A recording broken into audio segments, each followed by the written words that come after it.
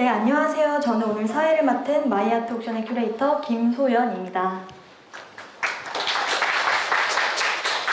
네, 이렇게 귀중한 자리를 여러분께 이렇게 코로나19로 어지러운 시국 속에서도 소개해드릴 수 있게 되어 감사한 마음입니다.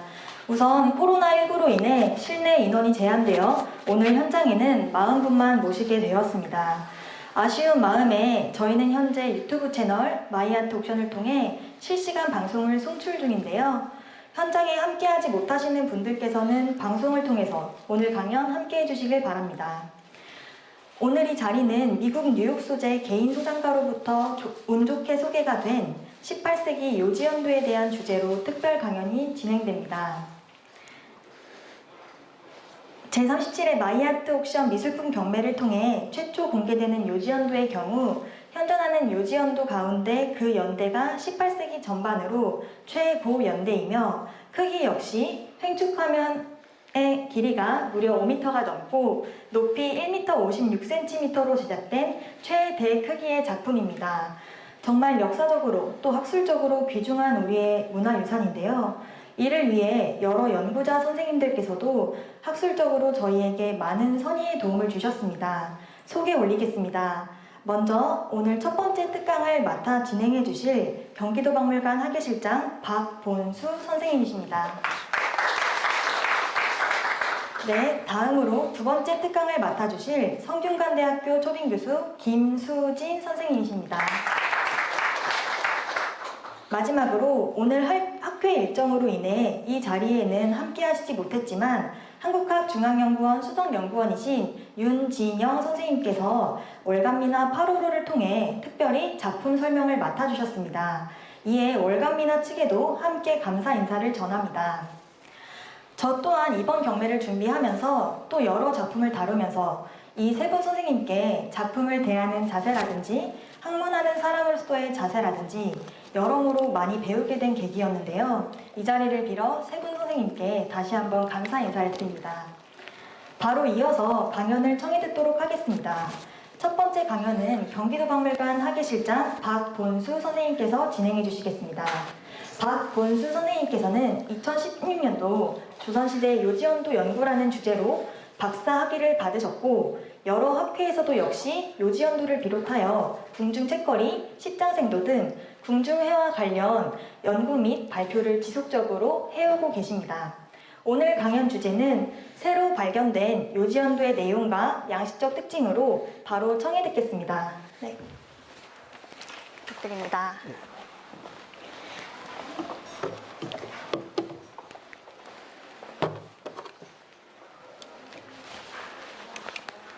네, 안녕하세요. 들리시나요? 이걸로 하죠. 그건 아니죠. 아, 이거요? 네.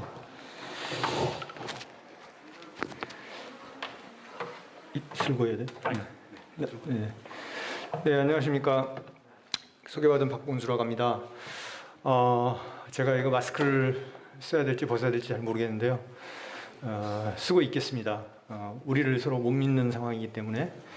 그리고 이게 녹화로 남더라도 이 시대의 징표로 아마 남아 있을 겁니다. 제가 오늘 여러분께 소개해드릴 제목은 새로 발견된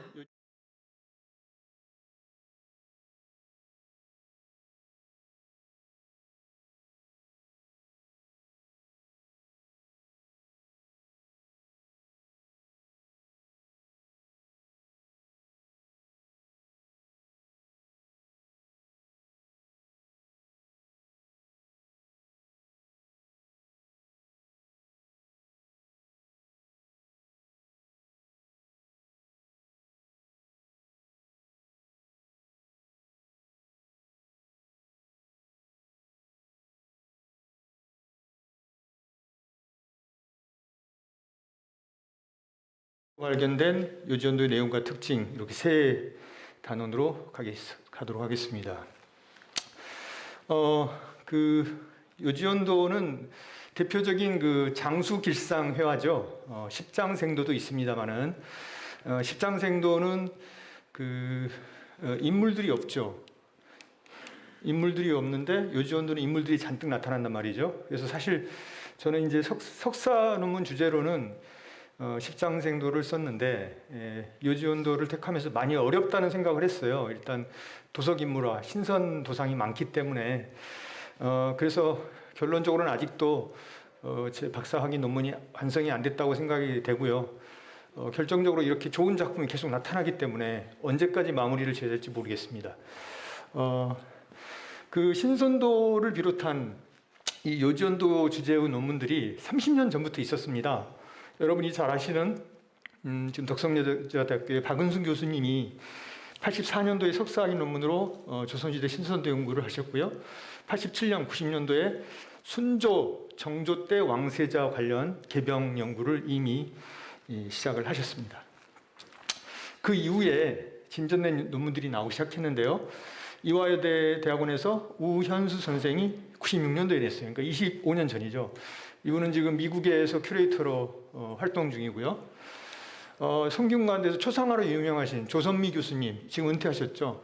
97년도에 신선도의 유형의 도상적 특징에 대해서 발표하셨고, 송혜승 선생이 또 이렇게 신선도 연구를 석사학위 논문으로 내셨고, 부산박물관의 이성훈 선생, 그 다음에 여러분이 잘 아시는 정병모 교수님, 짧은 소호 논문으로 요지온도의 그 중요성을 부각시켜 주셨습니다. 이어서 이제 제가 이제 2013년도부터 요지온도 도상에 좀 관심을 가지면서 서사와 상징, 신선도상, 그리고 이제 2016년에 박사학위 논문을 일단 제출을 한 상태인데요. 많이 모자랍니다. 부족하고. 그리고 이제 그 박사학위 논문을 토대로 해서 그 현존하는 요지온도 현황과 유형을 분석을 했고요. 그 무렵에 그 국립중앙박물관의 장진아 학예연구관이 요지온도 6폭에 관한 해설문을 하나 기고하셨는데 이번 준비하면서 많이 도움이 됐습니다. 좀 이따 보여드리겠습니다. 그리고 제가 2017년도에 동양미술사학회에서 정묘조 왕세자 책례 개병, 요지온도로 되어 있는 거거든요. 이따 보여드리겠습니다. 거기에 대해서 이제 발표를 했는데 조만간 다른 학술지에 기고를 할 생각이고요. 최근에 윤진영 박사님이 이 작품에 대해서 지금 바로 걸려있는 이 작품에 대해서 월간미나에 소개를 하셨습니다. 네. 이상 그 15편의 논문을 통해서 그 우리가 지금 공동 연구를 하고 있다고 하는 생각이 듭니다. 이거는 제가 혼자서 할 수 있는 일도 아니고 선학들이 걸어간 길을 넓히고 확대하고 또 단단하게 해가면서 지금 이 정도까지 와 있는데 아직도 할 일이 많습니다. 여기 도상 하나하나라든가 그 표현 기법이라든가 이런 것에 대해서 아직도 더 밝혀내야 될 일들이 많다고 생각이 됩니다. 먼저 요지온도의 정의부터 시작해 보도록 하겠습니다. 아마 여러분들은 얼마 전까지만 하더라도 이 경기도 박물관에 이 요지온도를 아주 전형적인 요지온도로 생각을 하셨을 거예요. 그래서 이제 아주 대표 주작격으로 익숙하게 알려졌었는데 보통 요지온도는 이 좌측에 해상과 공중에 여러 신선들이 잔치에 오는 장면이고요. 오른쪽 전반부, 오른쪽 전체를 잔치하는 장면과 요지라고 하는 서왕모의 곤륜산 그 거처가 이렇게 그려지는 구성을 이루고 있습니다. 이 요자는 아름다운 옥과 관련됩니다. 제이드. 그리고 요지는 곤륜산에 있다는 신선이 살았다고 하는 장소이고요. 여기서 바로 주나라 모광과 서왕모하고 만났다는 성경으로 유명합니다. 우리가 요지하면 흔히 요지경이라고 하는 그 유행가사 있죠. 세상은 요지경. 바로 그 요지경입니다. 과거에 이렇게 지금처럼 영상이 발달하기 전에는 한 컷 한 컷씩 넘어가는 그런 일종의 만화경 같은 그런 장치가 있었어요.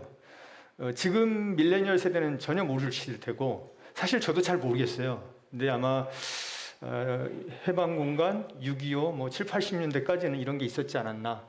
그래서 세상은 요지경 하면은 굉장히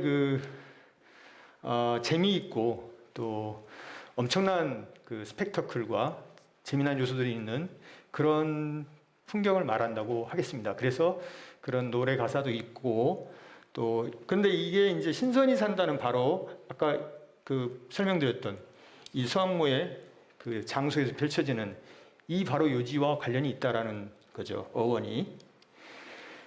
그리고 이제 신선이라고 하는 요 신선 선자에 사람 인변의 몇 산자. 이게 원래는 이런 글자였습니다. 춤추는 옷소매가 바람에 펄럭거린다는 뜻이었습니다. 그러려면은 그 날개도 있어야 되고요, 날아다녀야 되고, 또 죽음을 초월한 존재이기 때문에 영생할 수 있는 그런 존재입니다. 그래서 누구나 다 신선이 되기를 꿈꿨습니다. 이 자리에 계신 여러분들 모두 오래 살기를 바랄 것이고, 가능하면 죽지 않기를 바랄 것입니다. 모든 생명 있는 것들이 그런 욕망이 있을 텐데, 옛사람들도 그런 거를 바로 이런 신선 그림에 욕망을 투여했다고 할 수 있을 것 같고요. 그래서 중국과 한국의 수많은 사람들이 신선이 되기 위해서 수련을 했고, 그런 전형이 바로 팔선입니다. 팔선. 이 팔선은 종리권, 장과로, 한상자, 이철계, 조국구, 여동빈, 남채와 하성구, 이 8명을 가리키는데요. 바로 저쪽 병풍에 이 세폭에 걸쳐 바다에 건너오고 있는 인물들이 바로 이 팔선입니다. 자, 그래서 요 정도를 좀 짧게 정의하자면, 서왕모가 사는 곤륜산 요지에서 서왕모와 주모광이 벌이는 연애 장면과 함께 잔치에 초대받아 오는 여러 신선의 모습을 그린 그림이다라고 정의할 수 있습니다. 신선들 외에도 여기 석가모니 그룹이 있는데, 미리 말씀드리면 여기 석가모니 그룹은 아마 19세기쯤에 나타나는 것 같아요. 예. 자, 그럼 요지연 도상의 성립과 전개에 대해서 살펴보도록 하겠습니다. 이 요지연 도상의 성립에서 가장 중요한 출발점이 바로 이 서왕모입니다. 서왕모. 명나라 때 열선전도의 열선전에 소개된 그 인물 모습인데요. 서왕모의 원래 모습은 산해경에 이렇게 묘사되어 있습니다. 이거는 이제 그 동한 2세기에 화상 전에 묘사된 서왕모의 모습입니다. 산해경에 묘사된 최초의 서왕모는 표범꼬리에 호랑이 이빨을 하고 하늘의 재앙과 5가지 형벌을 주관하는 괴인, 괴신의 모습이었다고 합니다. 그래서 이 산형관을 쓰고 있고요. 산 모양의 삼상관, 그리고 웅크린 자세, 그리고 서왕모가 용호자에 앉아 있는데 그 앞에는 삼조고와 두꺼비, 구미호가 있다고 하는 이 내용만 보더라도 좀 어마무시한 살벌한 그런 내용이죠. 그래서 앞에서 보셨던 이런 이미지하고는 차원이 다른 그런 서왕모의 출발점입니다. 요거는 이제 요것도 동한 시대 2세기 건데, 산동성에 있는 화상석의 탁본입니다. 여기서 서왕모는 그 좌우측에 사람의 몸에 뱀의 꼬리를 한 그 두 존재가 만들어낸 의자 위에 앉아 있고, 얼굴은 호랑이 얼굴에 가깝습니다. 서왕모 머리 위에는 새 한 마리가 앉아 있고요. 근데 이 새 한 마리는 청조 파란새일 겁니다. 이 인신삼이라고 하는 남녀의 꼬리가 이렇게 엉켜 있습니다. 이거는 신화적으로 보면은 복희 여화라고 할 수도 있을 것 같습니다. 잠시만. 예. 안내멘트 하나만 해주세요. 예, 하세요.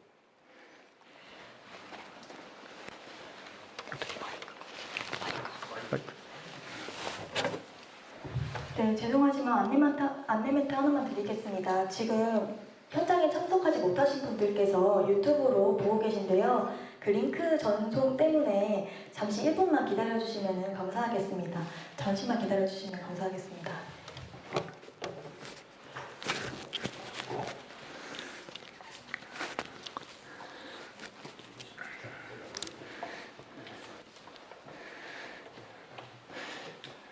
다른 얘기해도 되죠?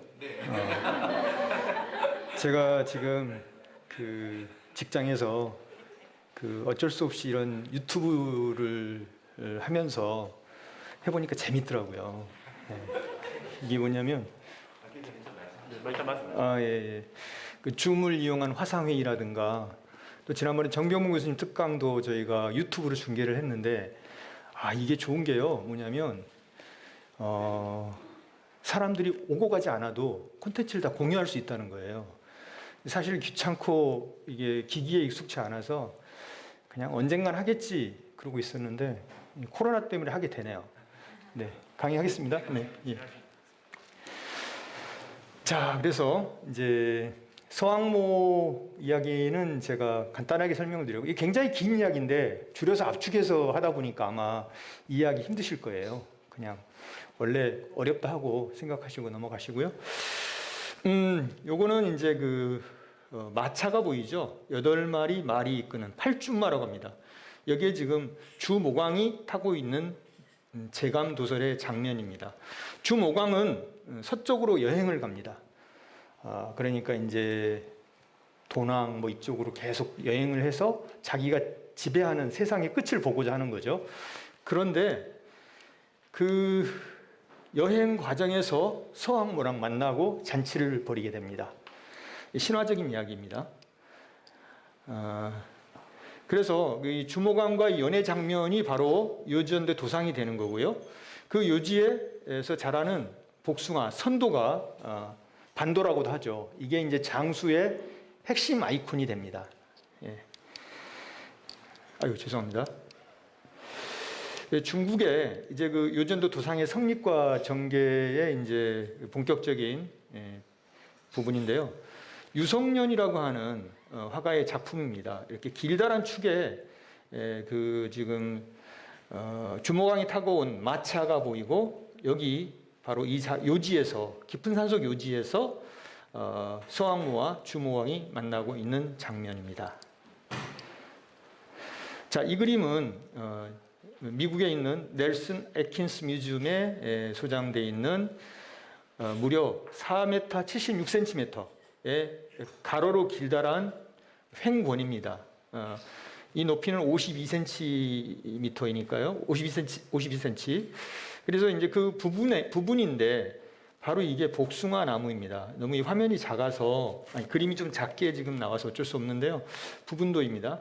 이 복숭아 나무를 따는 그런 장면이고요. 바로 이게 서왕모가 사는 거처입니다. 청록 진채로 화려하게 그려져 있는 중국의 요지 선경도 또는 반도회도 이런 것이라 할 수 있고요. 중국에서는 바로 이렇게 이런 요지 반도 이런 개념들이 이제 만들어지기 시작하고요. 이거는 이제 16세기에 구영이라는 화가가 그린 바로 서왕모의 그 모습이고요. 이거는 군선 해축도라고 그래서 무리를 지은 신선이 만나는 장면이라고 해서 이것도 역시 구영의 전칭작으로 알려진 대만 국립고궁박물원의 소장품입니다. 자, 이런 식으로 중국에서는 군선 해축도나 요지 헌수도 같은 이런 그림들이 그려지게 됩니다. 그리고 중국에는 이제 우리로 말하자면 자수나 또는 그 테피스트리 같은 그런 수예물이 있거든요. 거기에 이제 이렇게 요지 상수, 그러니까 이거는 지금 수를 바친다는 얘기죠. 올린다는 얘기고, 이거는 요지 집경, 요지에서 경사가 모인다는, 이게 이제 팔선이 나오게 되고요. 이거는 군선 공수도, 여러 신선이 이 장수를 바친다. 이제 미국에 있는 샌프란시스코 아시아 미술관에 소장되어 있는 청나라 때의 그 테피스트리라고 할 수 있는데요. 자수랑 비슷한 것들이죠. 이런 회화적인 도상을 기반으로 한 이런 격사 작품들이 만들어집니다. 내용은 모두 요지 또는 서왕모와 또 팔선들과 관련된 그런 도상입니다. 죄송합니다. 자꾸 위로 넘어가서. 자, 요게 이제 그렇게 중국에서 만들어진 요지의 개념이 한국으로 넘어옵니다. 조선으로 오는데요. 이거는 조선시대 18세기로 추정되는 작품입니다. 지금 국립중앙박물관에 소장되어 있고요. 구성이 보면 앞에서 보셨던 중국풍의 그런 요지 헌수도, 군선 회축도 이런 것과 좀 비슷하죠. 네. 앞에서 보셨던 작품들이고요. 윤두서가 그린 걸로 전칭이 되는 작품인데, 이 또한 앞에서 보셨던 중국풍의 그림들과 많이 유사한 구성을 갖고 있는 그림입니다. 그런데요, 중국과 한국의 이 요지와 관련된 도상의 차이가 있습니다. 중국에는 요지연도라는 제목이 없습니다. 대신 요지 헌수도, 군선 회축수도 등 이렇게 축수를 강조하는 그림이 존재하고 있고요. 그 그림의 내용과 도상에서도 차이를 보입니다. 중국의 경우는 세로로 긴 축화 형식으로 제작되었고요. 반면에 조선시대 요지연도는 가로로 긴 연폭, 병풍 형식으로 많이 제작이 되면서 저 작품에서처럼 연회 장면과 함께 팔선 그리고 여러 초대받은 손님들이 오는 인물군으로 이렇게 결합이 된 듯한 구성을 취하게 됩니다. 그런데 이 요지를 향해 오는 신선들은요, 팔선을 비롯해서 이런 그 신선들은 명청대에 유입된 중국의 소설 서유기나 동유기에서 언급된 석가모니, 노자, 보살, 수로인과 팔선을 비롯하여 성계의 수많은 신선들입니다. 이걸 좀 달리 표현하면 요지연이라고 하는 주제는 주제와 기본적인 도상은 중국에서 빌려온 것이지만 조선시대 화가들은 이를 우리의 기호에 맞게 응용하였습니다. 수왕모가 이야기의 중심인 만큼 궁극적으로는 장수와 기복의 의미를 담은 점은 두 나라가 공통이지만 이 제재의 선택과 화면 구성에 있어서는 차이를 보인다고 하겠습니다. 십장생도도 그런 거거든요. 십장생도도 중국에서의 그 장수 길상 개념이 우리한테 오지만 10가지 또는 13가지, 제가 조사해본 바에 의하면 13가지가 되는데 그런 도상을 결합하고 구성하는 것은 중국에 없습니다. 십장생이라는 이름을 짓고 또 그렇게 병풍 형식으로 조합을 이루어낸 것은 조선인의 기호에서 나온 것이라고 보겠습니다. 자, 그럼 이제 그 고문원에서, 우리나라 고문원에서 요지연 관련 기록을 좀 찾아보면은요, 제가 요즘에는 그 데이터베이스가 잘 돼 있기 때문에 검색어만 치면 많이 나오거든요. 고전문헌 DB 같은 데를. 그러니까 한 5, 6년 전에 그 작업을 좀 했습니다. 지금 또 어떻게 늘었을지도 모르겠어요. 대략 그 서왕모 요지 이런 키워드를 가지고 반도, 선도까지 넣어가지고 쳐보니까 한 300여 건이 넘게 나옵니다. 이 중에서 좀 특이한 거는 여러분 혹시 정문부 장군 아세요? 한 10년도 전에 2007, 8년 무렵에 그 북관대첩비라고 그 일본에서 야스쿠니 신사에 있던 거를 들여왔었어요. 그러니까 이분이 문신인데 조선 중기 문신인데 임진왜란 때 의병을 일으켜서 공을 세웠던 분이에요. 그래서 이제 이분의 공을 기리는 그 비가 지금 북한에 있습니다. 그런데 다른 한 본이 일본 야스쿠니 신사에 있었던 거예요. 하필이면 그걸 그래서 그때 이 환수 운동이 벌어져가지고 결국은 돌아왔었죠. 그래서 그런데 이 정문부 장군의 이분이 지금 1565년에서 1624년까지 사셨으니까 16세기 후반에서 17세기 초반에 살았던 분인데 요지연 그림에 대해서 노래한 시가 나와요. 그러니까 앞에 요지연이라고 하는 시는 많아요. 최치원부터 해서 요지, 반도 이런 얘기는 많아요. 근데 구체적으로 그림을 언급한 건 이게 현재까지 발견하기로는 처음이에요. 그래서 이때부터 요지연도라는 그림이 적어도 있었다는 그런 추측을 해볼 수가 있고요. 자, 시 내용은 이렇습니다. 선역은 약수로 인해 왕래가 끊겼으나 요지는 저절로 벽도 사이에 있네. 희왕, 주모감을 말합니다. 희왕이 동류를 거슬러 왔으라. 세상에 황하수 보냄을 후회하였네. 이런 내용입니다. 자, 요지연도 관련 기록을 대략 정리해 보면 최치원이 지은 요지에 관련된 생일물 목록에서부터 고려시대 이규보, 서거정, 그리고 아까 말씀드렸던 정문부, 허균 이런 분들이 다 이렇게 관련된 글을 남기고 있습니다. 또 특히 숙종대왕 때 많은 신성과 요지 대회 관련 기록들이 나오게 되고요. 정조 때도 해상 부선이라든가 요대, 왕모, 요지, 자산 정약용도 언급을 할 정도로 꽤 많은 기록이 남아 있습니다. 맨 마지막에 한상거사가 지은 한양가의 요지연 병풍이 이제 언급이 되고 있고요. 이거는 1844년입니다.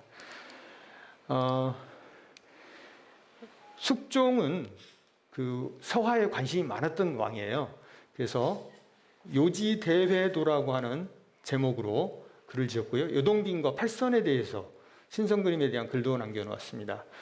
자, 이렇게 짧게 살펴본 고문원 기록들을 통해서 요지연도와 관련된 도상이 이 조선에 전래되어 그려지고 감상이 된 때는 16세기부터라고 할 수 있고, 숙종대인 17세기 말과 18세기 초에는 요지연도와 함께 여러 신선도들이 감상화로서 향유되었다는 것을 우리가 알 수 있습니다. 그 일부 그림들도 남아 있긴 하죠. 자, 그럼 이제 그 작품을 좀 살펴보겠습니다. 이 현황표는 제가 최근 거는 업데이트를 좀 못했고요. 대략 30점으로 추측하고 있는데요. 이제 그보다 조금 많아질 것 같아요. 예. 그래서 지금 국내외에 조사되어 있는 요지연도 주로 병풍화가 많습니다. 한 30점 정도 보시면 될 것 같고요. 그런데 대체로 병풍이고요. 이 중에는 절대연도가 있는 게 있습니다. 1800년과 1812년 왕세자 책봉 또는 왕세자 탄광을 축하하는 병풍으로 제작된 사례가 4-5건이나 됩니다. 자, 바로 이게 1800년 정조 때 정조의 왕세자를 책봉하는, 정조의 왕세자가 누구죠? 순조입니다. 순조. 네. 순조의 왕세자 책봉을 기념해서 만든 개병이고요. 이 해에 왕세자 책봉을 하고 정조는 승하를 합니다. 예. 자, 이 병풍을 보시면 모두 8폭인데 양쪽 끝에는 글씨가 쓰여 있죠. 예. 여기는 서문이고, 이 그림을 만든 취지를 쓴 서문이고, 이 왼쪽에는 좌목이라고 하겠습니다. 예. 이거는요, 지금 이 국립박물관 소장품은 화려한 채색이 잘 남아있고 6폭의 지금 해상 군선 모습과 잔치 모습이 잘 그려져 있습니다. 아주 보존 상태가 상당히 좋아 보이는데요. 이게 이제 1800년이라고 하는 연대가 딱 정해진 거죠. 그러니까 지금으로부터 220년 전에 그려진 작품인데요.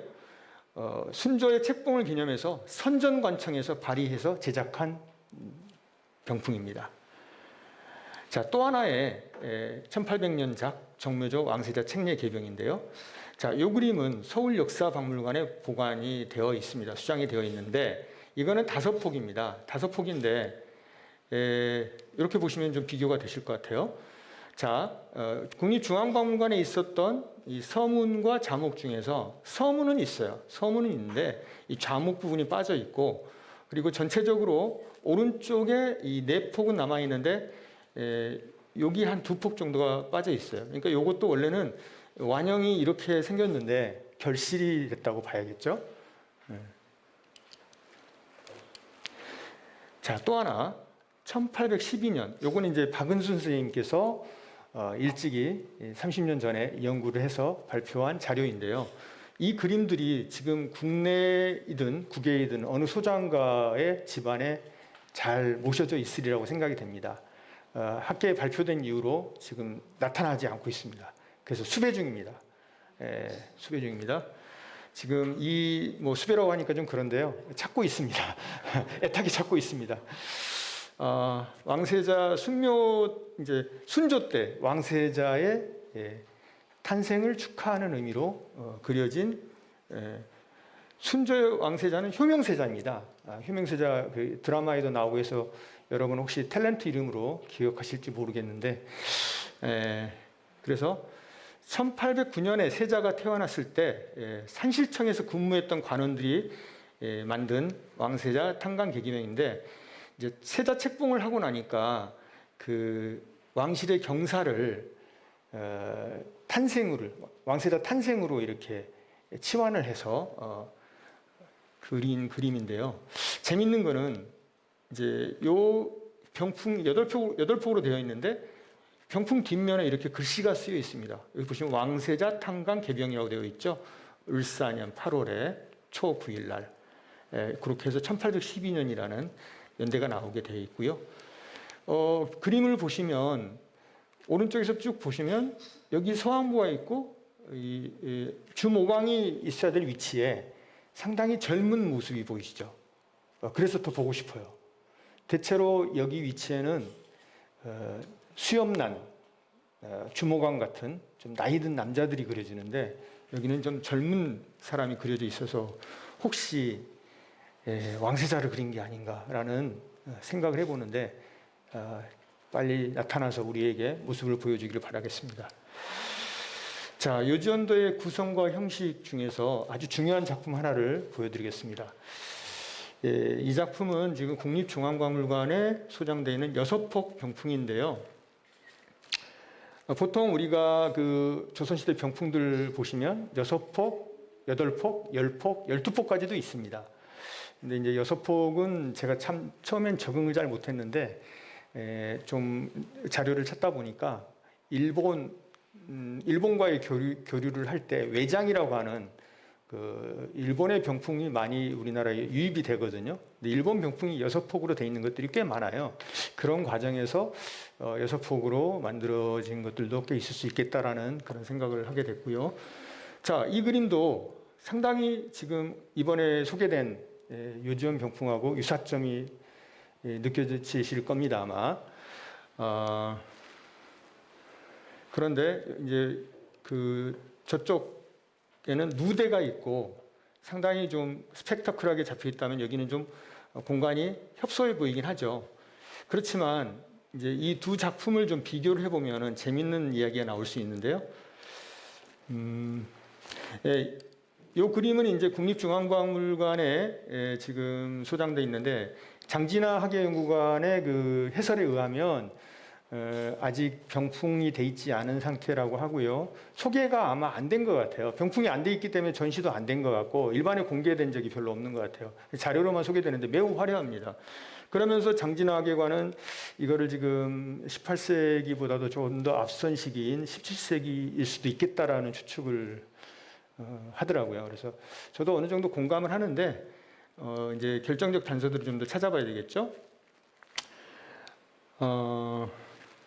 보통 이렇게 이제 그 신선과 석가모니 또 이렇게 잔치 장면, 그다음에 서왕모의 거처 이렇게 이제 구성이 되는 거라고는 이제 말씀을 드렸는데 석가모니하고 사천왕, 문수보살, 보현보살까지도 나타납니다.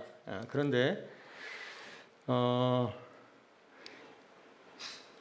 요거는요 그 2013년도에 가나아트에서 길상전을 할 때 소개가 된 작품이에요. 그때도 지금 뭐 이 정도는 아니지만 굉장히 궁중장식화 연구자들 사이에서는 꽤 그 놀라움이 있었습니다. 어디서 이런 작품이 나타났나 하면서 그래서 이제 정병모 교수가 이 그림을 그 밝혀주는 글을 쓰셨는데 잘 보시면 이쪽은 지금 그 해상 군선 모습과 공중에 떠 있는 그 모습도 있고 한데 여기 이제 석가모니 그룹은 없어요. 근데 잔치 장면에서 중요한 주인공들이 구름에 가려져 있어요. 그래서 이게 그래서 이제 그 정병호 교수님은 신비주의 전략이다. 구름 안에다가 주인공들을 가려놓는 신비주의 전략이다라고 표현을 하셨는데 그리고 여기 보시면 꽤나 그 기와집들이 잘 묘사돼 있죠. 이런 것들이 바로 이제 서왕모가 사는 곤륜산 요지의 그런 호화스러운 주택의 대저택의 모습이라고 할 수 있는데 저 여기 보시면은요 이렇게 연결 부위가 살짝 어색하죠. 구름이 자연스럽게 연결이 되지 않는 저는 이 부분 때문에 좀 조심스럽게 혹시 여기에 뭐가 더 그려진 폭이 있었을 수도 있겠다. 그런 정도만 지금 생각하고 있습니다. 또 시간이 지나다 보면은 뭐가 또 나타날지 자, 그래서 이 대목에서 그 서왕모가 사는 그 집에 대해서 한번 살펴보면요. 지금 이 저희가 말씀드리고 있는 서왕모 요지연 얘기는 사실이 아닙니다. 거의 그리스 로마 신화와 서양의 그리스 로마 신화와 같은 동양의 신화라고 보시면 됩니다. 물론 이 중에는 사실적인 요소도 있긴 할 거예요. 그래서 그 중국에서 문학 작품에 이제 그 묘사된 그 서왕모의 그 모습 중에 당나라 때 영성 집선록에 묘사된 그 서왕모 이미지 중에 서왕모 고처의 모습을 살펴보면 이렇습니다. 서왕모가 사는 궁궐은 금으로 장식된 성이 수천 겹 둘러져 있고 12층의 옥으로 된 누각이 있으며 빛나는 벽옥의 구층 현대와 자주색, 비치색, 붉은색의 방들이 있다. 왼쪽에는 요지, 오른쪽에는 취수가 있고 그 산 아래에는 만길의 약수가 9겹으로 출렁여 새 깃털로 된 바퀴가 달린 날아다니는 차가 아니면 건너 이르지를 못한다. 거의 요즘 그 판타지 게임에 나오는 듯한 그런 공간이죠. 예. 이렇게 묘사가 되어 있습니다. 그래서 깃털로 된 바퀴가 달려야지 건널 수 있는. 자, 그런데 아까 그 신선들은 여기를 물을 건너고 있죠. 예. 그들은 아마 발바닥에 깃털을 달았는지. 예. 자, 그래서 지금까지 이제 보여드린 작품들 뭐 다 보여드린 건 아닙니다만은 이제 누가 그렸는가 우리가 이제 궁금해하지 않을 수가 없는데요. 요지연도를 그린 화가들은 대부분 이제 궁중 화가들이어서 대체로 궁중 진체화이고 수준 높은 화원들이 청록산수와 인물화, 그 화조 영모화를 그린 숙달된 솜씨로 그려낸다고 하겠습니다.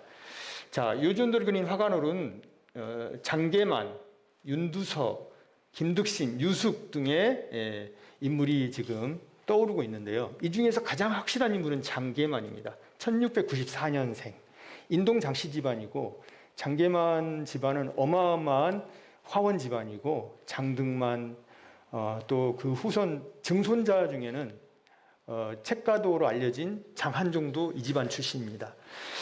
그리고 윤두서의 작품은 아까 보셨고요. 김득신의 경우도 지금 아마 다음 순서에서 우리 김수진 박사님이 요거 얘기해 주실 것 같고, 유숙에 대해서 유숙의 경우는 일단 그림을 보여드리겠습니다. 전칭작이 있습니다. 자, 먼저 장계만의 작품부터 보겠습니다. 이건 개인 소장의 요지연도인데요. 고사 인물 화보입니다. 왼쪽은 안 보셔도 되고요. 오른쪽만 좀 보시는데 보시면 이 장면 유사하죠. 예? 그리고 굉장히 화려하게 잘 그려져 있는, 그리고 여기 주모강이 타고 온 마차까지 묘사가 되어 있어요. 자, 말은 구름에 가려놨습니다. 신비주의 전략인지 그리기가 싫어서인지, 예. 여기 공간이 좁죠, 그리기에는. 그리고 장계만이라는 이름이 여기 있습니다. 여기 지금 봉황이 춤추고 있고 아주 그 컴팩트하게 소규모의 인원으로 잔치 장면을 묘사하고 있습니다. 딱 그 꼭 있어야 될 존재들만 가지고 표현을 해서 이 그림의 크기에 맞게끔 첩의 형태로 요지연 장면을 지금 묘사하고 있는데, 그 그림 솜씨가 대단하고 또 채색도 아주 화려하게 잘 남아 있습니다. 그러니까 이게 18세기 전반에는 그려졌다고 봐야 되겠죠. 1700년경에 그려진 그림이라고 볼 수 있겠습니다. 요거는 윤두서의 전칭작인 요지연도와 요지군선도인데, 자, 여기에는 이제 그 서왕모가 있고 여기는 이제 그 군선들이 오는 장면, 이렇게 두 개의 폭으로 되어 있고요. 미국 로스앤젤레스 미술관에 있는 라크마라고 하는 곳에 있는 요지연도입니다. 이 그림의 왼쪽 끝부분에 이렇게 긍제 김득신이라고 하는 사인이, 낙관이 이렇게 되어 있습니다. 근데 요거는 이제 좀 의심을 하고 있어요. 요건 혹시 김수진 선생님이 말씀해 주실지 모르겠어요. 자, 그리고 이거는요, 북한의 조선 유적 유물도감에서 찾아낸 작품인데 전 유숙으로 적혀 있습니다. 기회가 된다면 북한에 가서도 이 그림을 좀 만나보고 싶기도 하고 또 기회가 된다면 이 그림을 북한에서 좀 빌려오고 싶기도 한데 언제나 그날이 올지는 잘 모르겠습니다. 그런데 이 그림을요, 그 앞에서 보여드렸던 이걸 좀 비교해드리면 좋은데 잠시만요. 제가 원래는 이 비교 도상을 갖고 있다가 시간 때문에 뺐는데 이 그림하고 조금 전에 북한 그림하고 아주 도상이 흡사합니다. 다만 여기 이 부분에 구름으로 가려진 부분이 저 뒤에 요지연도에서는 묘사가 되어 있습니다. 이렇게. 그렇지만 나머지 이 요지의 모습이라든가 여기 구성이라든가 이런 게 전체적으로 많이 구도가 비슷한 그림이라고 하겠습니다. 자, 그럼 이제 본격적으로 그 새로 발견된 요지연도의 내용과 특징에 대해서 살펴보도록 하겠습니다. 죄송합니다. 예. 자, 실제 하는 그림과 화면상의 그림 어디가 더 나아 보입니까? 잘 모르시겠죠? 화면빨인가요? 조명빨인가요? 예. 자, 이 각 폭의 너비가 60에서 64cm 정도 되고요. 상당히 넓은 편이죠. 왼편의 세 폭의 신선들이 바다를 건너오는 장면이고 가운데 두 폭이 서왕모와 초대선임 주모강이 있고 오른편 세 폭에는 이제 서왕모의 초서, 아까 용성 집선록에 나왔던 여기는 그렇게 집을 그릴 공간이 안 되기 때문에 문만 살짝 표시를 해서 집이 있다. 그 정도 궁궐이 있다라고 암시를 하고 있고요. 누대에 이렇게 석축을 쌓아 난간을 만들었죠. 기암괴석이 있고 복숭아, 반도의 복숭아가 피어 있죠. 그리고 이제 소나무와 봉황, 오동나무, 그리고 여기 봉황이 춤을 추고 있는 장면, 이런 식으로 구성이 되어 있습니다. 자, 오른쪽 내폭의 모습이고요. 백학이 있죠. 여기 나오는 인물들은 대부분 중국 인물화의 모습을 하고 있기 때문에 중국의 복식입니다. 왼편의 내폭의 모습입니다. 자, 물결이 이렇게 그 둥글게 표현되어 있는 동양의 전통적인 물결 수파묘의 일종이고요. 그런데 여기로 오는 방법은 물로도 오지만 이렇게 육로의 다리가, 천연 다리가 있습니다. 이 다리 형태 잘 봐주십시오. 이 아래 물이 흘러갑니다. 그러니까 요거는 이제 그 자연스럽게 생겨난 돌다리를 묘사를 하고 있는 거고요. 자, 그래서 육로, 해로, 공중으로도 옵니다. 여기는 월신항하이고 수로인이고 뭐 왕자교 이런 신선들인데요. 조금 이따 살펴보겠습니다. 이 난간에 지금 누대의 난간에 이 시녀들이죠. 옥녀들이 있고요. 자, 그래서 그 결론을 좀 미리 말씀을 드리면 이따 반복은 하겠지만요. 이 현존하는 요지연도 중에서 이 작품이 비교적 고식, 올드 스타일로 보이는 양식을 지니고요. 지금 여러 선생님들께서도 이걸 18세기 제작으로 이제 보고 계시는데 저 또한 이거를 아무리 못해도 18세기 전반기 정도는 되지 않을까라는 생각을 합니다. 자, 그래서 이제 한 5가지로 좀 살펴보면은 전체적으로 보면은 좀 구도가 인물들 간의 거리가 좀 이렇게 넓죠. 공간이 이렇게 좀 넓게 형성이 되면서 좀 성길다고 할까요? 성글게 지금 성길지만 그 전체적으로 묘사가 정연합니다. 그리고 인물, 동물, 식물 여러 경물의 묘사가 차분하고 또 안정된 채색이 되어 있고요. 필선철이라든가 전반적으로 이 화가의 격이 굉장히 높은 수준인 것을 알 수 있습니다. 또 앞서 보셨던 장계만이라고 하는 인동장씨 화원이 그린 요지연도와 인물 표현이 매우 유사하고요. 또 국립중앙박물관 소장 육첩 연해도의 왼편에 묘사된 천연다리 묘사에서 유사한 표현이 있고요. 네 번째로는 서왕모와 주모강의 연회장에 찬탁이 없는 그런 모습이 있고요. 또 연회장 오는 그 초대 손님 중에 석가모니 일행이 없다. 이런 게 한 특징으로 이제 볼 수가 있을 것 같습니다. 하나씩 좀 보겠습니다. 자, 요 주인공들이 있는 장면인데요. 여기 보시면 바로 이 아까 보셨던 장계만 필의 이 수왕모 주모강 부분과 상당히 흡사하다는 걸 아실 수 있습니다. 예.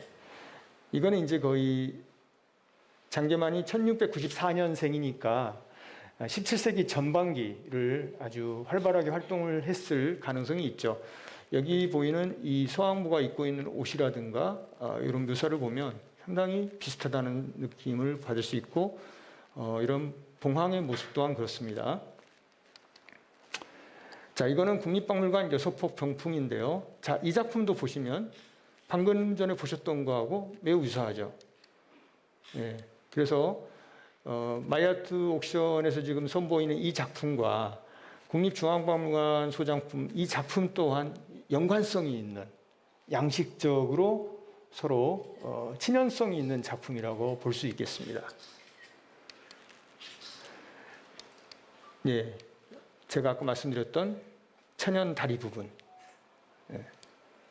이게 이제 아주 오차 없이 똑같다는 얘기는 아닙니다.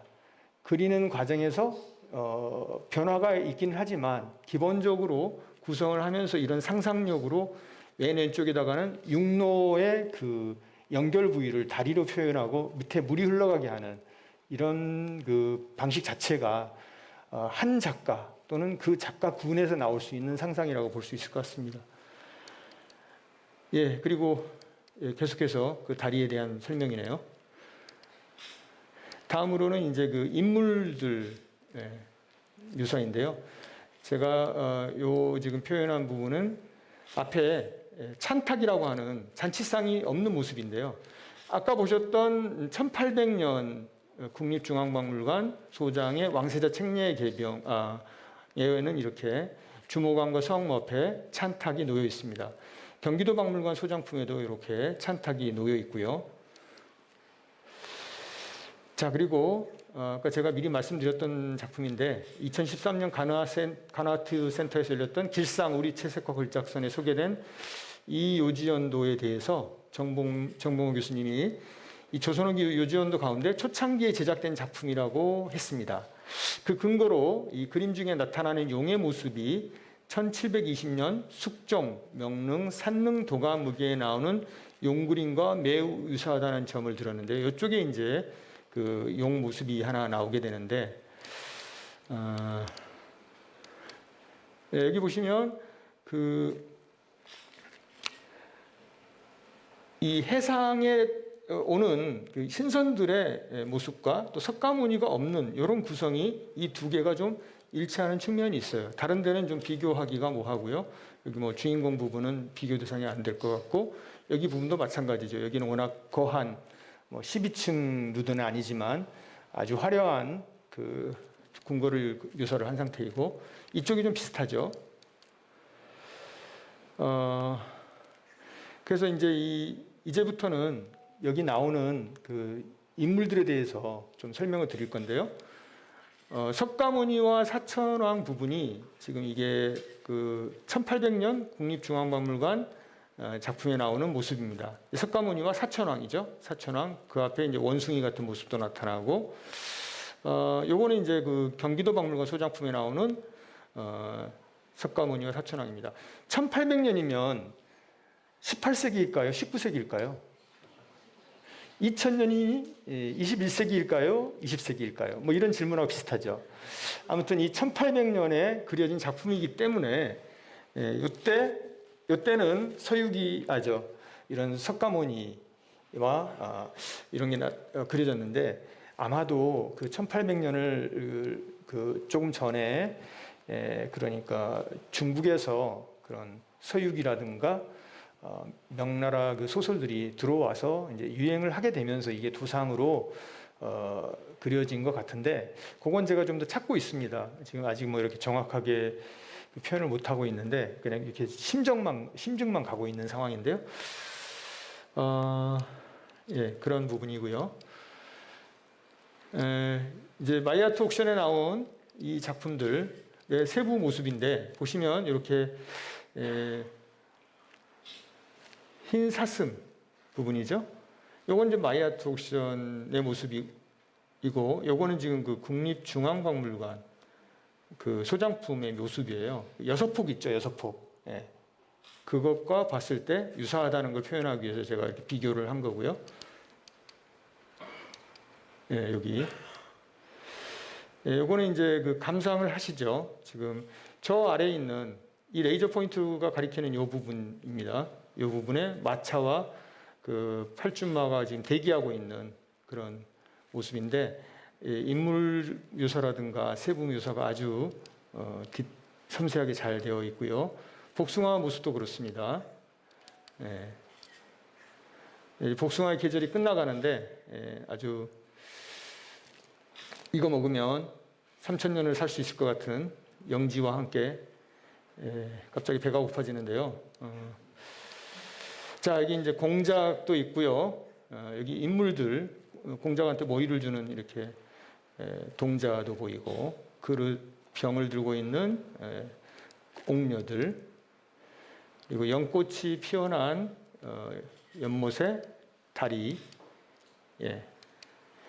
그리고 소나무, 소나무 유사에 보시면 이렇게 줄기의 표현이라든가 이파리의 표현, 이런 것들이 좀 볼만하죠. 그리고 누대의 난간에 묘사된 이런 대리석의 그 무늬의 모습이라든가 복숭아 꽃의 모습, 예, 매화, 괴석, 이런 디테일들이 아주 매우 섬세하게 그려져 있습니다. 특히 서왕모가 앉아있는 뒤편에 그 일종의 파티션이죠. 삽병이라고 하는 그 뒤에 이렇게 5개의 봉우리가 있고 해가 있고 구름이 있는, 그리고 이 치마 폭이 이렇게 싹 벌어지는, 이걸 좀 제가 사실은 시간도 시간이고 또 연구의 그 범위가 여기까지 미치지 못해서 그런데, 중국 복식사에서 이런 옷들이 어느 시대 누가 입은 옷이있는지 그것도 확인해 보면 재밌을 것 같습니다. 요거는 그 주모광인데, 주모광의 뒤에도 보시면 이렇게 산수 물 표현이 이렇게 되어 있습니다. 면류관이라고 하는 그런 관을 쓰고 있고요.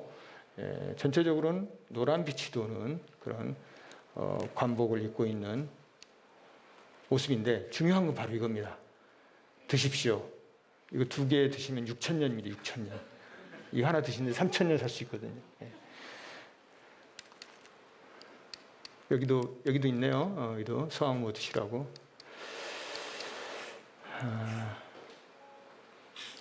자, 서왕모와 요지연은 이렇게 화려한 복장에 그 선도와 함께하는 모습이굽니다.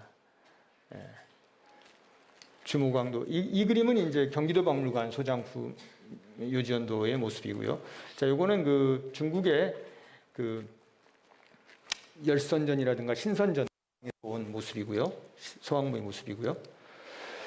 자, 지금 보여드리는 장면은 그 우리나라 의궤에 나오는 주작, 남쪽을 상징하는 우리 사신도 있죠. 그 방위신인 좌청룡 우백호, 남주작, 북현무, 여기에 나오는 남쪽의 상징 주작인데, 이 주작이 봉황과 사실 많이 흡사한 모양새예요. 그래서 여기 머리라든가 날개, 몸통에 표현된 이런 것들이, 자, 이 부분은 이제 그 한국중앙연구원의 윤진영 박사님이 지난 8월호에 소개를 해주신 분이어서 저도 이제 사실 거기에 힌트를 받아서 여기 다시 한번 언급을 해드립니다. 1720년 그 경종이 즉위한 해에, 그러니까 숙종이 이제 승하한 해죠. 그 숙종의 그 능을 만들기 위해서 숙종, 명능, 산능, 도감, 우계가 만들어지고요. 1720년입니다. 그 중에서 여기 제가 오자를 냈는데 이게 주작 부분입니다. 주작 부분. 이 장서각에서 소장하고 있는 걸 제가 다운로드 받은 거고요. 자, 이런 표현과 앞에서 보셨던 이런 봉황의 표현이, 그러니까 이게 이제 이 마이아트 소개된 작품인데, 1720년의 그런 어떤 시대적 느낌이 통하는 걸 볼 수 있다라고 하겠습니다. 역시 그 숙정 명릉 산릉 도가묵에 나오는 용 부분인데 여기 요지연도의 북에 묘사된 붉은색의 금칠로 묘사된 용의 모습 중에 5개의 발톱을 가진 오조룡이 있습니다. 오조룡. 그것과도 연관이 된다고 지금 볼 수 있을 것 같습니다. 제가 이게 서툴러 가지고 이걸 빨리 눌렀어야 되는데. 예. 그리고 이제 이 그림 속에 나타나는 여인들의 모습이고요.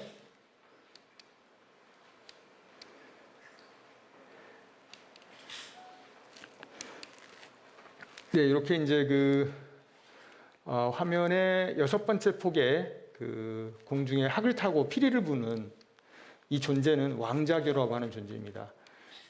마야투에 나온 작품이고 여기는 이제 경기도 박물관의 요지연도에 있는데요. 이 보통 학을 타는 존재는 수노인, 왕자교, 소사, 농옥 이런 정도가 이제 타는데요.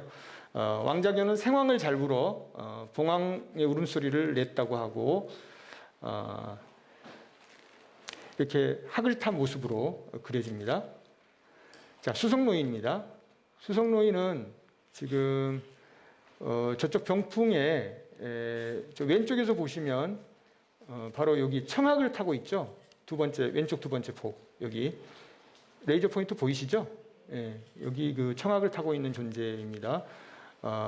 이마 부분이 이마와 정수리 부분이 이렇게 높아서 장수의 상징이 됩니다. 대머리고 높아서 장수의 상징이라기보다는 이분이 원래 이제 수성으로서 이제 남극 노인인데 수명을 관장하는 뭐 그런 신이고 그런데 이제 이렇게 이마가 튀어나온 모습이 굉장히 독특하게 전형적으로 묘사가 되고 있습니다. 그다음에 또 공중에 있는 존재 중에 하얀 구름을 탄 월신항아입니다. 우리가 왜 달나라에 옥토끼가 있고 두꺼비가 있다고 하죠. 월신항아가 바로 달에 가서 살고 있기 때문이라고 하는데요. 원래 활을 잘 쏘는 예라고 하는 인물의 부인이었는데 해가 10개가 뜨니까 밤낮이었고 지구의 끝에 천하의 질서가 흔들리니까 옥황상제 조물주가 얘한테 해를 좀 없애달라고 했습니다. 그래서 10개 중에 9개를 없애고 마지막 하나까지 없애려고 하니까 말렸어요. 그것까지 없어지면 이제 안 되니까. 이게 동양신화입니다. 동양신화에 나오는 얘기인데 그래서 이제 하나만 남기고 9개의 해를 없앴는데 막상 또 이제 없애고 나니까 섭섭하죠. 어쨌든 9개를 없앤 그 보답으로 불사의 약을 줍니다. 얘한테. 오래 살라고. 근데 이 항아가 부인이 그 약을 갖고 도망을 칩니다. 어디로? 달나라로. 그게 이 월신항아의 이야기입니다. 예. 그래서 월신항아는 여기 이렇게 토끼가 있는 모습으로도 그려지기도 하고요. 자, 노자는 지금 이 왼편 다리를 건너는 이 부분에 있는데요. 검은 소를 탄 모습으로 나오기도 하고 이제 도교의 신이 돼서 태상로군이 되기도 합니다. 그리고 노자의 주위에는 이제 윤희라고 하는 인물이 같이 그려지기도 하고요. 예. 자, 이제 팔선을 좀 소개해 드리겠습니다. 팔선이 아까도 말씀드렸는데 종리권, 장과로, 한상자, 이철계, 조국구, 여동빈, 남채와 하선고인데요. 이들이 이제 팔선으로 정형화된 게 원나라 때이라고 할 수 있고요. 중국의 답사를 가면 박물관마다 팔선 도상이 온갖 공예품과 조형물로 묘사되어 있습니다. 또 원나라 잡극이라든가 중국의 연극, 희극에 굉장히 많은 줄거리를 제공하고 있고요. 자, 먼저 종리권입니다. 그 팔선이 중국에서도 인기가 있었던 만큼 또 한국에도 들어와서 인기를 갖게 되는데요. 종리권, 네, 죄송합니다. 이 인물이 종리권입니다. 지물로는 이렇게 부채를 들고 있고 배를 드러내는 모습이고요. 남채화입니다. 남채화는 꽃의 수호신인데 꽃을 이렇게 던지고 있죠. 꽃을 든 남자라고 보시면 될 것 같고요. 자, 이제 요 바다에 있는 신선들인데요. 지금 5명인데 이 중에서 3명을 먼저 소개하겠습니다. 여동비는요, 칼을 이렇게 등에 쥐고 있죠. 그래서 원래는 그 진사 시험을 보던 공부하던 그런 문인이었는데 나중에 그 신선수를 배워서 신선이 되었고 이 칼을 찬 남자로 굉장히 이제 기본적으로 선비의 모습이죠. 문물을 겸비한. 그래서 조선의 그런 문인들과 화가들도 이 여동비를 많이 즐겨 그렸습니다. 예. 장과로인데요. 장과로는 이렇게 나귀를 탄 모습으로도 나옵니다. 흰 나귀를 타는데 나귀를 거꾸로 이렇게 타기도 하고요. 그리고 이제 이 나귀를요 안 탈 때는 이렇게 확 축소해서 접어가지고 누가 갖고 다닌대요. 그래서 필요하면 이렇게 꺼내서 이런 차가 좀 있었으면 좋겠어요. 이미 동양에서 몇백 년 전, 몇천 년 전에 그런 생각을 했는데 언젠가는 그런 또 날이 올지 알겠습니까? 장과로는 이렇게 이제 손에 이렇게 어고간자라고 하는 지물을 이렇게 들고 있는 모습으로 나타나고요. 그런데 이제 그 유일하게 여신선이 하성고입니다. 지물로 바구니에 약초나 복숭아 같은 거를 들고 있는 모습이고요. 여기는 지금 이렇게 피리를 불고 있는데 이게 지금 뭔가 제가 아침에 이걸 가지고 좀 면밀히 보다 보니까 8선 중에 한 명이 빠져 있는 것 같아요. 그래서 뭔가 도상에 착오가 있었던 게 아닌가 싶은데 아직은 좀 조심스럽습니다. 자, 여기 이제 두 인물입니다. 이철계는 어느 날 몸에서 혼이 나와가지고 돌아다녔어요. 그런데 제자들이 몇 날 며칠 가도록 안 들어오니까 돌아가신 줄 알고 화장을 해버렸어요. 그러니까 이제 자기가 복귀할 몸이 없는 거예요. 할 수 없이 그 죽은 거지의 몸에 혼이 들어갑니다. 그렇게 해서 그러니까 본인의 모습이 아니라 거지의 형상에 이제 자기가 혼이 들어가서 살게 되는 이철계입니다. 호로병을 들고 있고요. 쇠지팡이를 들고 있습니다. 조국구라고 하는 자 여기 이철계 좀 흉측스럽죠. 예. 지저분한 절뚝이는 발과 쇠지팡이, 호로병이라고도 하죠. 이 조국구는 관복을 입은 모습인데 이 조국구는 송나라 태후의 동생이라서 국부라고 불렀고 이렇게 관복 차림에 딱딱이라고 하는 걸 들고 있습니다. 딱딱이. 예, 그래서 이거는 이제 관복을 입고 있으면 이제 궁을 마음대로 드나들 수 있는 그런 존재였고요. 유해섬입니다. 자, 우리가 흔히 하마선인, 두꺼비랑 같이 있는 하마선인으로 알고 있는 원대 송초 때의 도사라고 알려져 있고 금두꺼비를 희롱했다고 그래서 유해희금섬이라고도 하는데 이 세 발 달린 두꺼비와 늘 같이 다니는 모습으로 그려집니다. 유해섬은 8선이 아니고요. 8선은 앞에 이제 이철계, 조국구까지 해서 끝났고요. 유해섬 그리고 이제 장지화는 다 신선이죠. 이 나무 뿌리 같은 것으로 이렇게 자리를 하고 무리를 떠가고 있는 신선입니다. 술을 좋아했습니다. 그래서 이렇게 술병이 가지에 걸려 있고요. 동방삭입니다. 동방삭은요, 서왕모의 복숭아를 훔쳐먹은 장난기가 많은 신선입니다.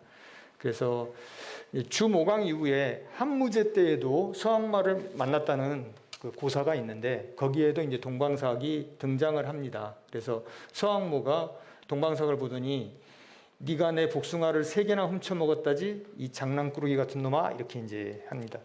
3개나 먹었으면 이제 9,000년을 살게 되겠는데 아직도 이제 어딘가에 살아 있을 수 있습니다. 동방삭은 우리 예전에 그 개그 코미디 프로그램에 그 삼천갑자 동방삭이라고 하는 긴 이름 가진 거 있어 보셨죠? 예.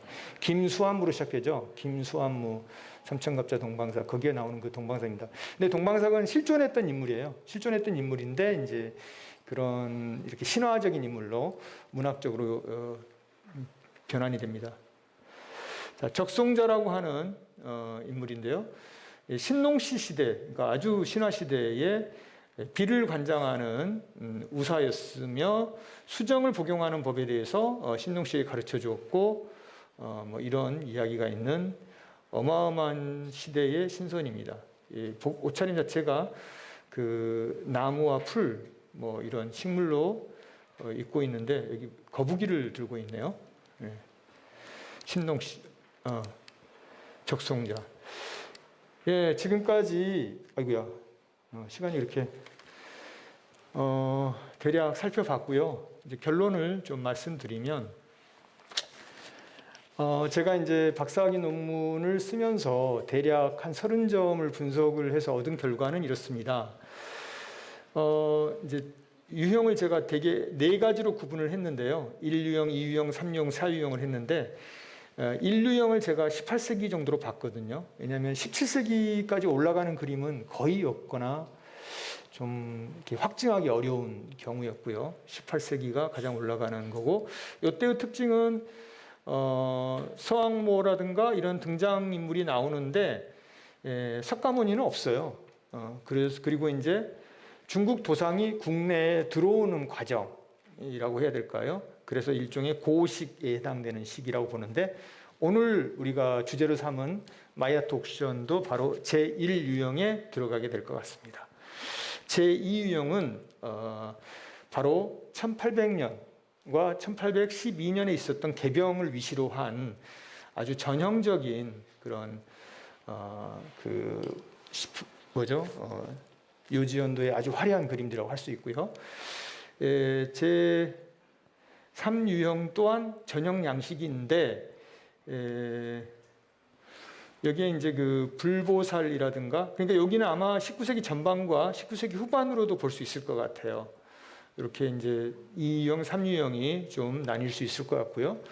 마지막 제 4유형은 이제 궁중 채색화에서 조금 민화풍으로 간다고 그래야 될까요? 그림들이 좀 많이 해체되거나 그 정밀성이 좀 떨어지거나 이렇게 말하면 좀 민화하시는 분들이 좀 기분 나빠할 수도 있는데 어쨌든 좀 그 아주 그 북종화풍의 화려함 또는 정밀함이 그 사라지는 그런 단계로 이제 볼 수 있을 것 같은데 요거는 이제 19세기 후반에서 20세기 전반까지도 볼 수 있는 그런 유형들입니다. 대략 이렇게 4가지 유형으로 살펴봤었던 건데 오늘 우리가 주제로 삼은 작품은 제1유형에 해당되겠다 말씀을 드리고 앞서도 제가 결론을 미리 말씀을 드렸는데 다시 한번 이제 강조드리면 오늘 우리가 살펴본 요지연도는 고식, 비교적 고식에 해당하는 양식이고요. 또 18세기 전반경에 제작된 작품으로 추정이 전반이라고 하기에는 좀 조심스럽긴 합니다만은 중반이나 또는 후반이 될지도 모르죠. 어쨌든 18세기는 될 것 같고요. 구도가 좀 성기지만 정연하고 인물과 동물, 식물 등 여러 경물의 묘사가 차분하고 안정된 채색과 필선으로 처리돼서 합격이 매우 높습니다. 두 번째로는 장계만 화원이 그린 요지연도와 인물 표현이 매우 유사합니다. 또 국립중앙박물소장 6폭 연해도에 왼편에 묘사된 그 천연다리의 묘사에서 유사한 표현이 있습니다. 6폭의 요지연도죠, 요지연도. 연해도 잘못된 표현입니다. 서왕모와 주모강의 연회장에 찬탁이 없고요. 또 초대받아 오는 손님 중에 석가모니 일행이 그려지지 않은 점 등이 이 그림의 특징이라고 하겠습니다. 자, 마지막으로 다시 한번 이 그림 보시고요. 네, 이상으로 마치겠습니다. 감사합니다. 그림 다 받아볼게요.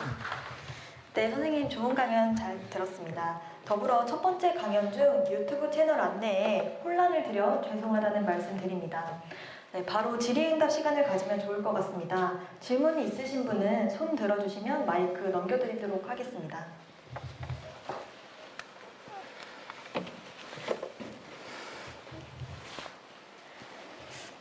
그럼 제가 우선 질문 하나 드려봐도 될까요? 네,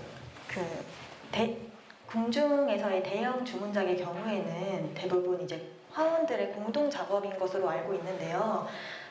이 작품의 경우 최소 중요한 부분, 최소 인물 부분이라도 제 개인적인 생각으로는 이제 한 명의 화원이 그렸다고 생각이 드는데 혹시 선생님 생각은 어떠신지 궁금해서 여쭤봅니다. 네. 예, 좋은 질문을 주셨네요. 근데 제가 생각해보지 않은 질문을 주셔서 네, 제가 왜 그 생각을 못했을까 허를 찔린 기분입니다. 예, 이제 통상 우리가 그 초상화를 그릴 때는 어진을 그릴 때는 얼굴만 따로 그리고 얼굴을 그린 화사와 이 옷을 그린 화사가 따로 있거든요. 예를 들면 그 영정조 시대 활동했던 이명기와 김홍도의 경우인데 이명기라는 화원은 얼굴을 더 인물화의 실력이 있었겠죠. 그리고 이 김홍도는 옷 부분을 몸통 부분을 그리는 이런 우리가 알기에는 김홍도가 실력이 좋을 것 같은데 인물화에서는 또 안 그랬나 봐요. 그래서 지금 지적하신 대로 질문과 지적이 섞여 있는데 지금 요 그림들에도 보면 아마도 분업을 하지 않았을까. 인물을 그린 이들과 나무를 그린 이들 또 이렇게 그러니까 좀 잘하는 장기대로 좀 분업을 하지 않았을까. 또 원래 이제 궁중화는 이 선을 그린 사람, 채색을 하는 사람 이렇게 분화돼 있거든요. 선배나 실력이 좋은 사람은 선을 그리는 거고 좀 아직은 이제 아직 도제 기간이라든가 그 실력이 아직 안 된 사람은 색을 칠하는 거. 그래서 우리가 컬러링 하지 않습니까? 컬러링. 민화 컬러링이 이제 바로 이제 채색을 통해서 바로 이제 그림에 입문하는 건데 선을 그리기가 더 어려운 거죠. 그래서 아마 이 그림도 분업을 하지 않았을까라는 추측을 해봅니다. 네. 감사합니다. 예. 요게 갈까요? 혹시 이쪽에 앉으셔. 동국대학교에서 그 불교를 전공을 했습니다. 근데 조금 저는 사실 처음이거든요.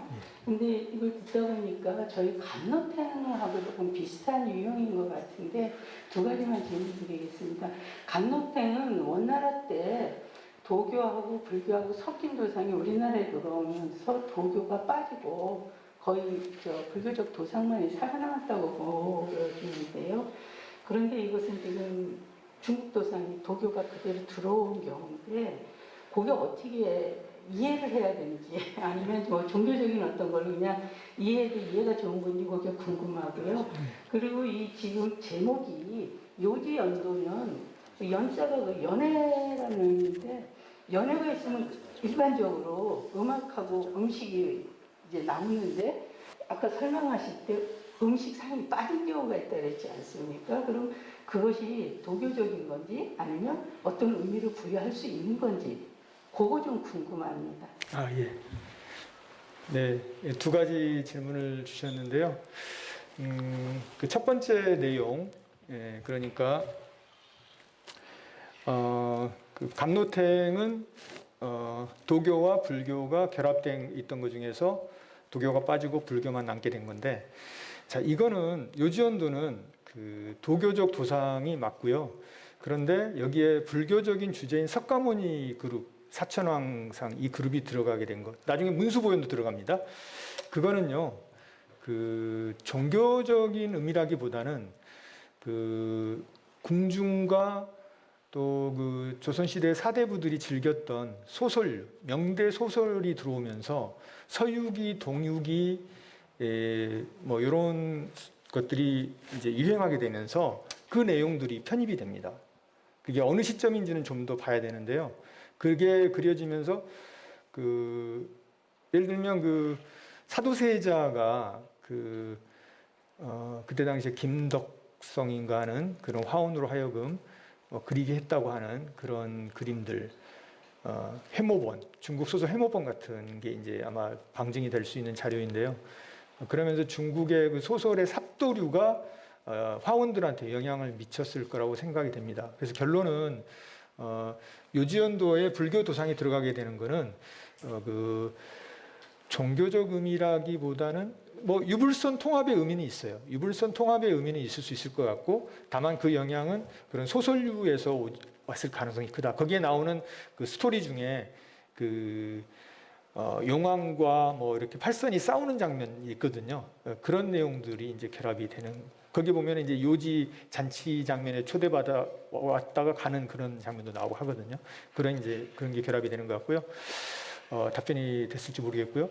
두 번째로 이제 질문 주신 거는 여기 잔치 장면에 이제 음식과 연애 장면이 있어야 되는데 이제 왜 없냐라고 이제 질문 주신 것 같은데, 연애 이렇게 그림에 따라서 그런 연애 장면이 성대하게 그려지기도 하고 좀 소략하게 그려지기도 하는데요.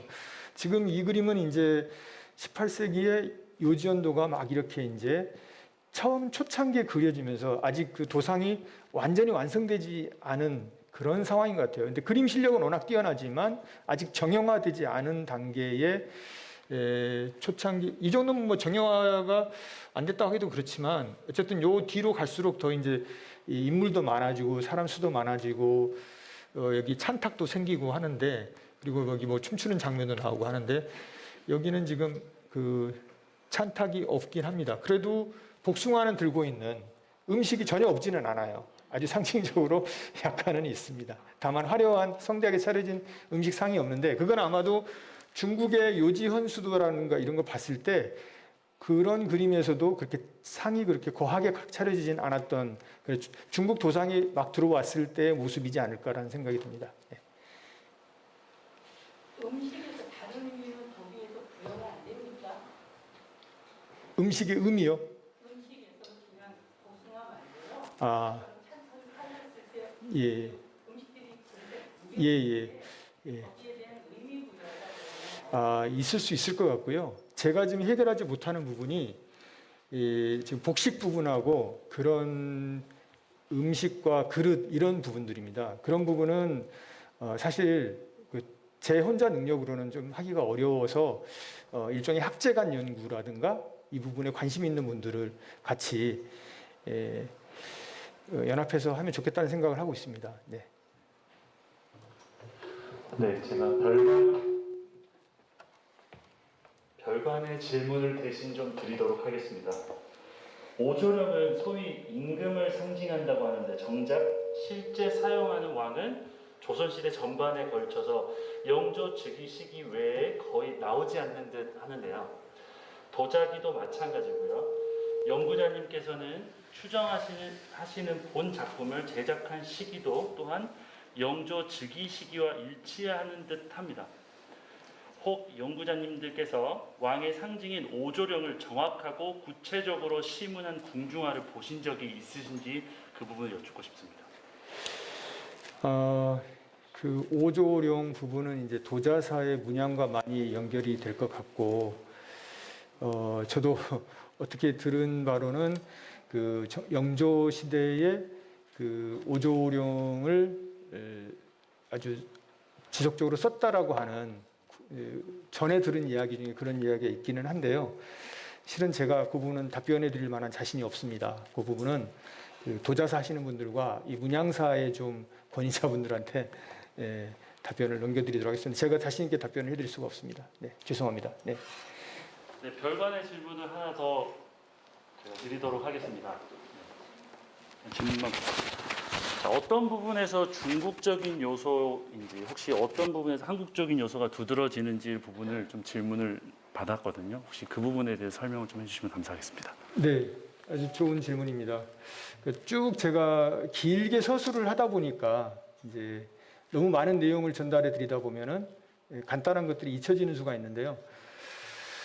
기본적으로는 이 인물들이 입고 있는 이 복식이 다 중국풍이라고 보시면 됩니다. 중국풍으로 돼 있는 점, 중국식의 옷을 입고 있는 점. 그리고 이렇게 글쎄요, 삽병에 그림이 이렇게 있는 이런 것도 어떻게 보면 중국풍일 가능성이 있고요. 그리고 이 길상의 기원 자체가 중국이죠. 메이드 인 차이나가 당시에는 우리의 원류였으니까요. 자, 요게 뭐 몇 가지 그런 정도가 이제 중국풍이라고 한다면, 우리 조선식이라고 한다면은, 조선식은 앞서 강조해서 말씀드렸듯이 중국에서 그 있었던 요지헌수, 군선경수라고 하는 세로 형식의 그림을 가로로 확장시켜서 이 팔선과 결합을 한, 이렇게 콜라보라고 해야 될까요? 결합을 시킨 이런 구성 자체가 한국식이라고 해야 될 것 같고요.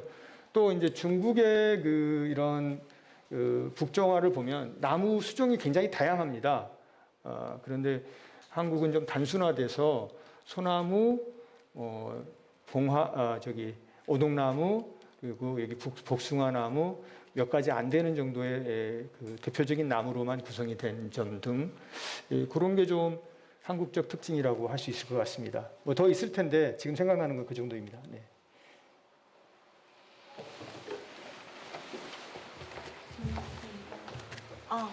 마지막 질문으로 받겠습니다. 네.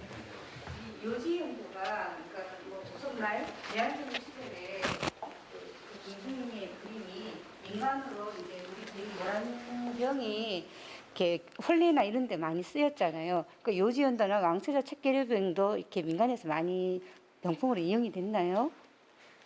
네, 그 광통교에서 그려졌던 그림 중에도 요지연 병풍이 그려지게 되고요. 이를테면은 조선시대 도화서 화원들이 일종의 공무원 화가였는데 그 급여가 그렇게 많지가 않았어요. 그래서 투잡을 했어요.